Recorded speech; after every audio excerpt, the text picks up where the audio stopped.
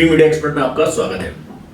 उत्तर प्रदेश की भारतीय जनता पार्टी इस वक्त बहुत बुरे दौर से गुजर रही है, ऐसा कहना है राजनीतिक विश्लेषण करने वाले बहुत सारे नेताओं का, सोशियोलॉजिस्ट का, बहुत सारे संपादकों का, बहुत सारे पत्रकारों का।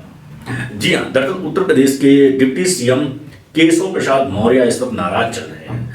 वो ना ही किसी कैबिनेट की बैठक में जा रहे हैं, ना ही किसी सरकारी प्रोग्राम में जा रहे हैं। तो ऐसे में सबको शक हो रहा है क्या सच में केशव प्रसाद मौर्य योगी आदित्यनाथ से गुस्सा है।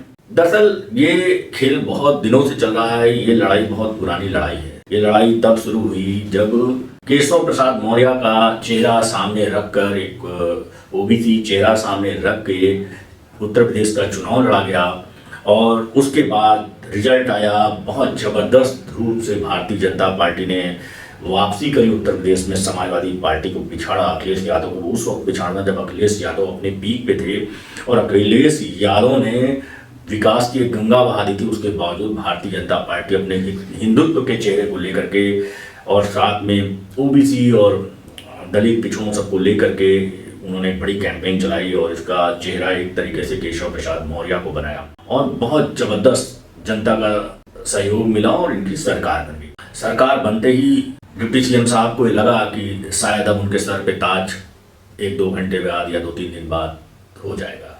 लड्डू बंटने लगे, मिठाइयाँ बंटने लगी, लेकिन थोड़ी देर में पता लगता है कि योगी आदित्यनाथ, जी हाँ, गोरखपुर के मठाधीश जो हैं मंदिर के, गोरक्षा पीठ के महंत योगी आदित्यनाथ जी का नाम सामने आ गया और उनको मुख्यमंत्री पद की शपथ के लिए आमंत्रण भेज दिया गया।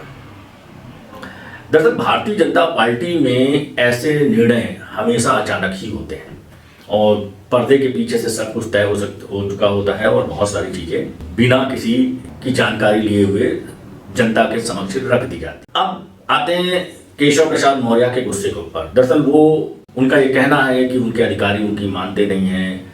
बहुत सारे चीजें सोशल मीडिया पे अलग अलग जगह पर चल रहे हैं और सबसे ज्यादा लोगों का कहना है कि उनकी माननीय मुख्यमंत्री जो हमारे उत्तर प्रदेश के योगी आदित्यनाथ जी से बिल्कुल नहीं पट रही है। यहाँ तक उन्होंने कैबिनेट की बैठक में जाना बंद कर दिया।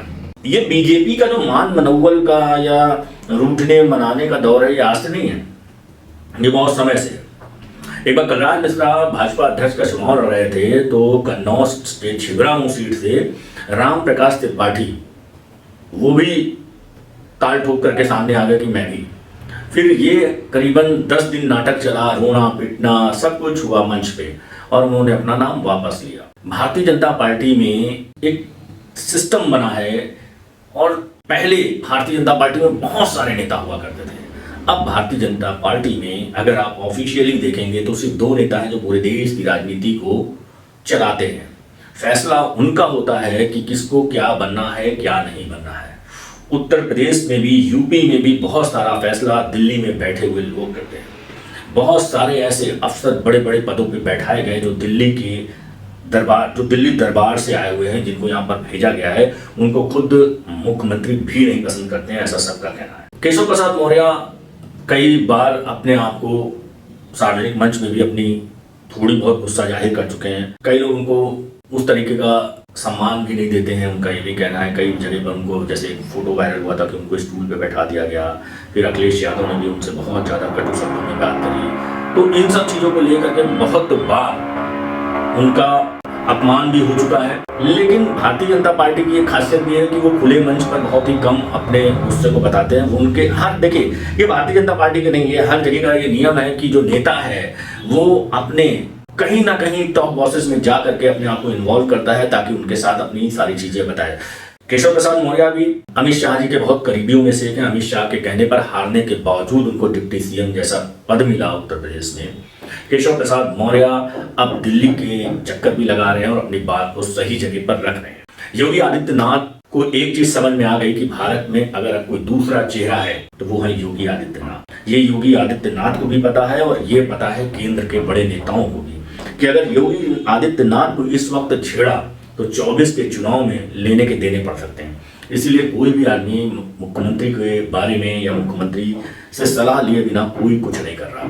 योगी आदित्यनाथ ने अपनी छवि उत्तर प्रदेश में एक बड़े हिंदू नेता के रूप में, उत्तर प्रदेश का पूरे देश में एक बड़े हिंदू नेता के रूप में बना ली है। और योगी आदित्यनाथ जो हैं वो अब उत्तराधिकारी देखे जा रहे हैं मोदी के। 24 का चुनाव है, अमित शाह और मोदी कभी नहीं चाहेंगे कि उत्तर प्रदेश जहां से होकर के दिल्ली का रास्ता जाता है उसको डिस्टर्ब किया जाए। तो इस वक्त अगर हमारे डिप्टी सीएम साहब नाराज भी हैं तो बहुत कम कोशिश होगी कि उनको साथ मान मनव्वल किया जाए, क्योंकि सत्ता की यही खासियत है कि सत्ता में रहने के लिए बहुत बार अपनों की बलियां भी दी जाती हैं। अब सत्ता में रहने के लिए इस वक्त कोई भी उत्तर प्रदेश में छेड़छाड़ करने की स्थिति में नहीं है।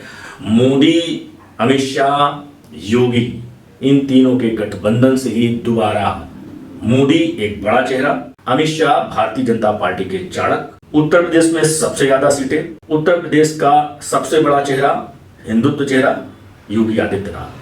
तो इन तीनों का गठजोड़ जो है इस वक्त बहुत ज्यादा जरूरी है 24 के चुनाव के लिए। इसलिए कोई भी आदमी नाराज हो, मुंह फुलाए, कुछ भी करे, सरकार अपने आप को दांव पे नहीं लगाएगी। देखते रहिए टीवी मीडिया एक्सपर्ट।